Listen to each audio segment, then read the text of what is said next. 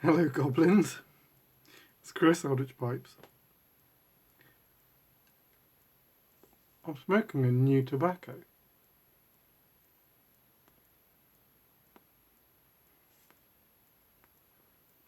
I haven't smoked something new in ages. But you might remember some weeks ago, I can't remember how many weeks ago, I was asking about pipe force. And then, through some circuitous route, I got sent some. So, let me name check Adam Levin. He's sent me the stamp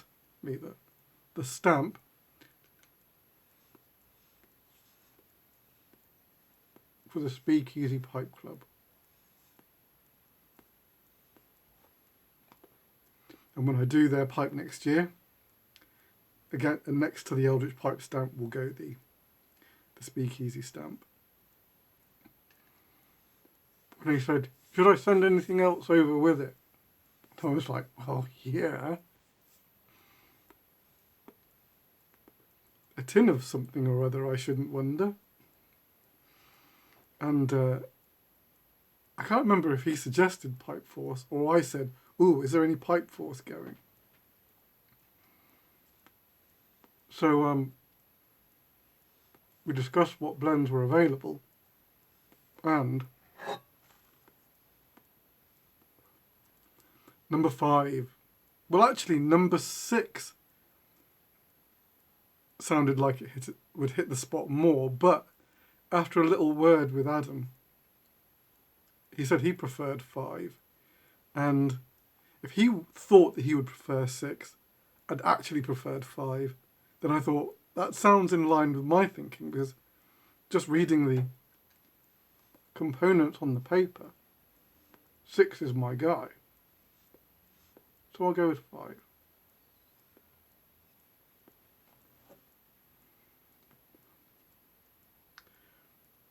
It's quite wonderful. I'm not doing a review today. I will do a review of it. But anyway, I also said, how much do I owe you for this tin? Not once, twice, and now a third time. And so far, the scallywag hasn't answered. But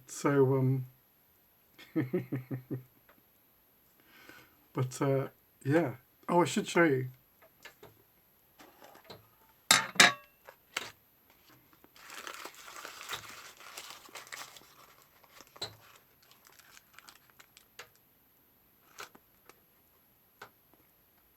It's a crumble cake in this like really dark chocolate.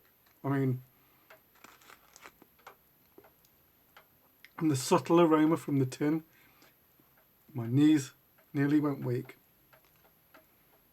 It does smell good. I have to admit, just right off the bat, it's giving me a lot of rich dark flake vibes. Jermaine's dark flake.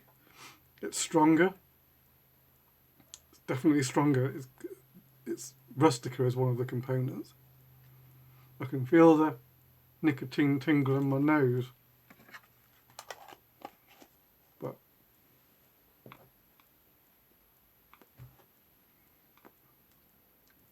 beautiful flavour. Really soft, like dusty, dried fruit. Which is like, that's all good stuff, as far as I'm concerned. Okay. So, last week was a bit of an eye-opener. I asked people who watched if they'd drop in a comment. And boy, you did. That was funny. I think last week I said my standard views are like about 800. That's not actually true. That was a total lie. I was inflating my popularity. It's between 600 and 700. I think some of the older videos have like 800, but not like a lot of the new ones. I'm drinking a dark and stormy, by the way.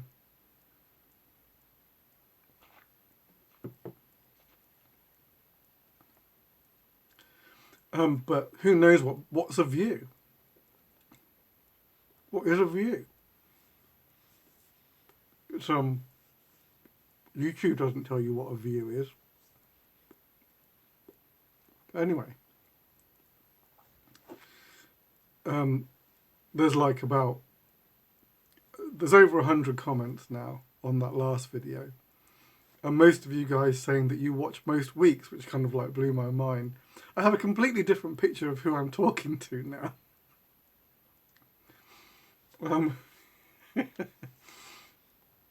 I really thought that, like, for example, it was like a handful of guys that maybe, like, I don't know how the views would rack up, but maybe, you watch 5 minutes here and take a break and come back and watch another 5 minutes. Who knows? Who knows what you guys are up to? But 100 plus comments of you guys saying you watch most weeks, that's pretty cool to me. So, hello everyone. Now, one of the things actually from people talking about last week, and it had been on my mind anyway, I'm going to kick off another round of the Pipe Maker series. There's a couple of guys that I want to visit, but if there's any pipe makers that you're interested in, that you'd like me to do a deep dive on, put a comment down below. Typically I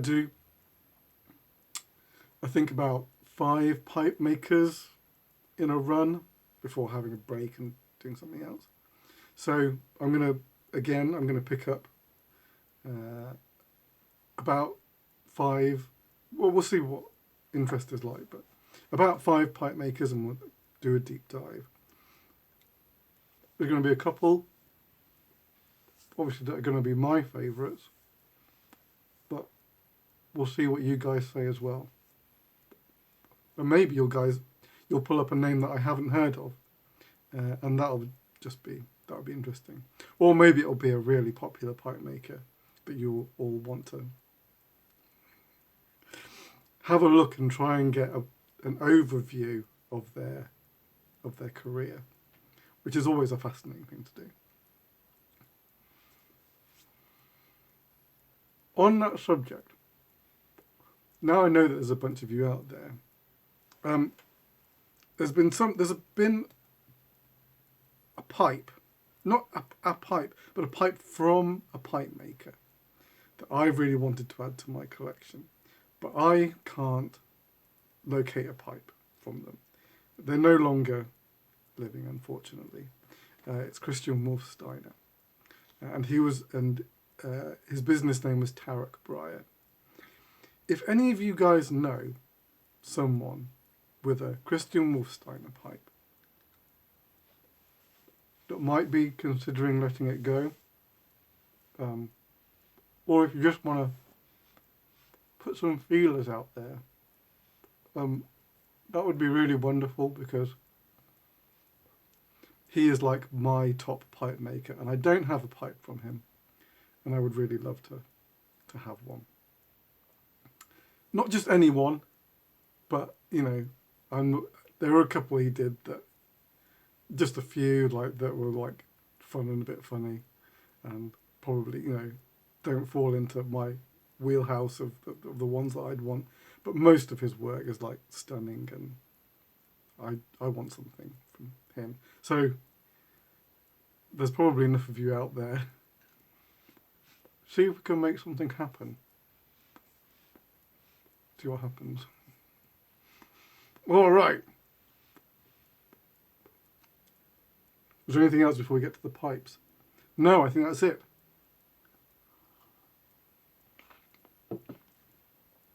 Pipes. This week, I have 2 available. And the theme for this week is contrast blasting, which will be Very obvious once we get going. All right. We're going to do the two that are available first. Why not? But which one? Okay. I had them in a slightly different order, but I just changed my mind. Let's do this one first.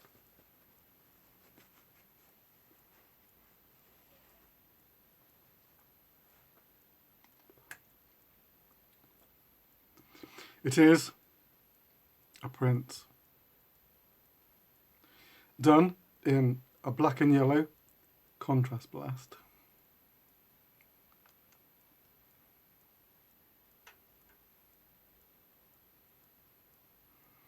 Quite a nicely detailed blast there. You can see the straight grain off on this angle here.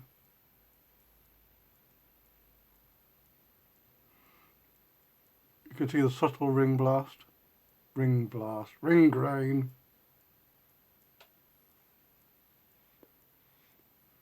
Go on this side, you got the straight grain.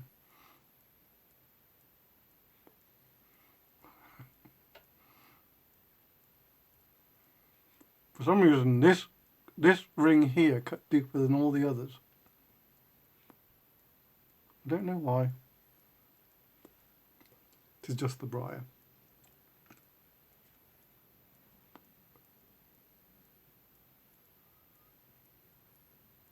Paired with some blue Cumberland.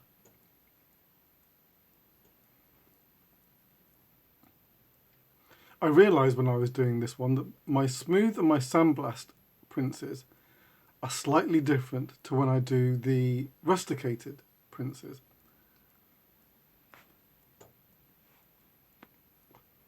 The rusticated princes tend to have a wider diameter to leave enough meat on for the craggy rustication.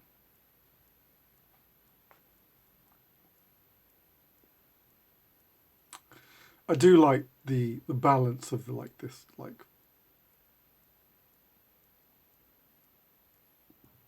not small bowl, but I suppose the balance is for a kind of it's a leggy pipe. It feels like it's a lot of stem, even though, in fact, it's only 6.5 inches, which is all of my pipes really, 6.5. But it gives it that refined look, I would say. So there you go. First one that's available. Sandblasted prince.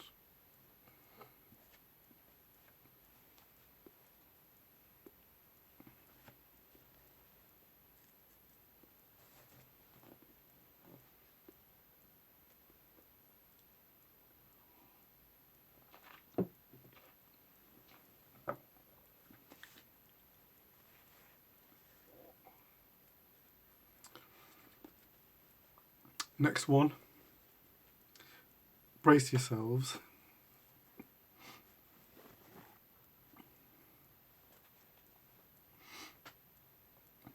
I called this one trypophobia. If you know trypophobia, this is the fear of holes. It might even be specifically holes clustered together.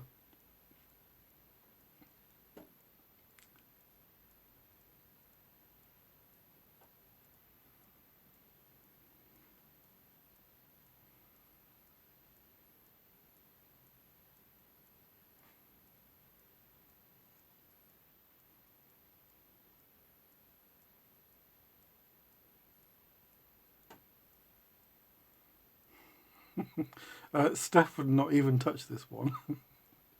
She held it by the stem. She wouldn't touch it.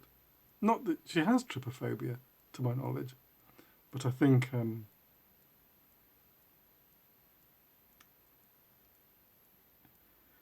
it tripped some disgust mechanism.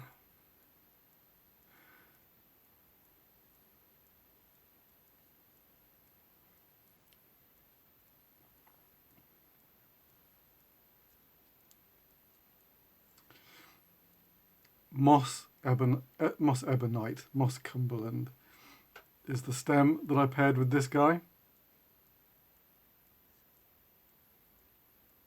So it's an icky brown with a sickly yellow contrast. Yep, there is some sandblast in there.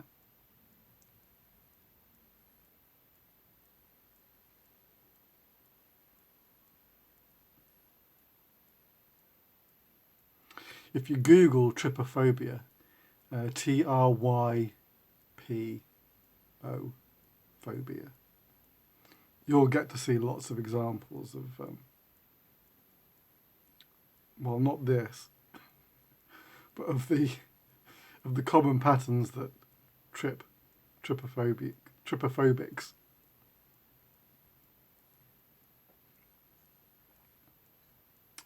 So yeah, there you go, a pipe that will go pretty well into my horror collection. Trypophobia.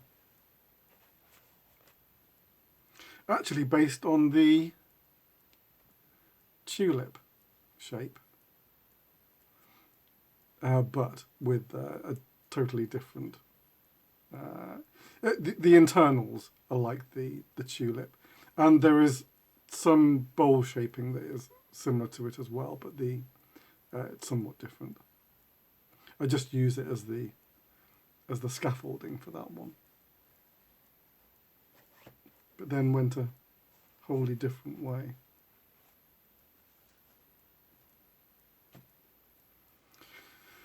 Last one, this is the commission for this week. Oh yeah, if I can remember, what did I do? I was going to start a new tradition.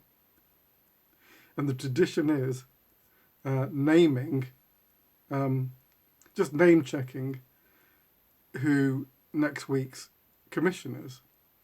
I thought that would be fun for the person involved. Lord knows if all the people who have commissions with me watch this, but you never know. This pipe is for Jose Antonio Abril. I hope I pronounced that right. And next week's commission, it's going to be a strawberry actually. Next week's strawberry is Rochelle Colola.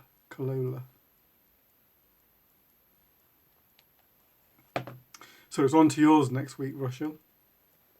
But this is Jose's.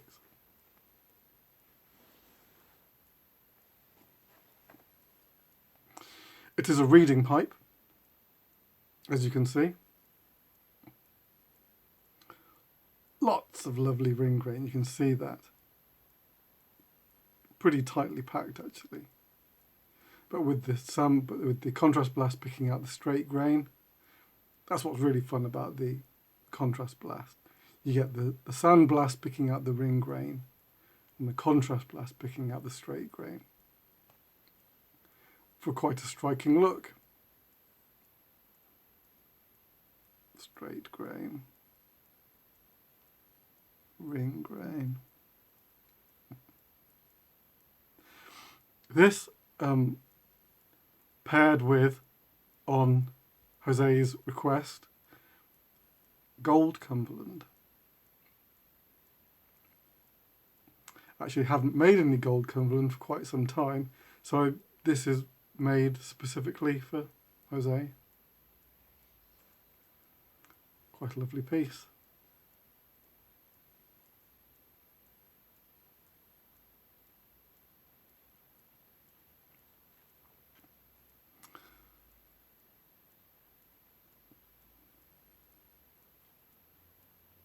Some, let's call it medium rugged plateau.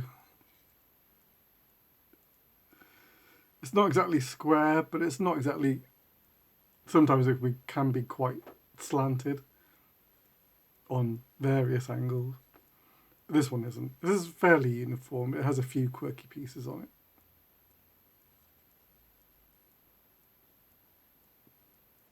So there you go. Reading pipe in black and yellow. quite a striking. It's a very dramatic finish, I would say. There you go. Another reading type. So for Rochelle, it's a strawberry. Have to find a block for a strawberry.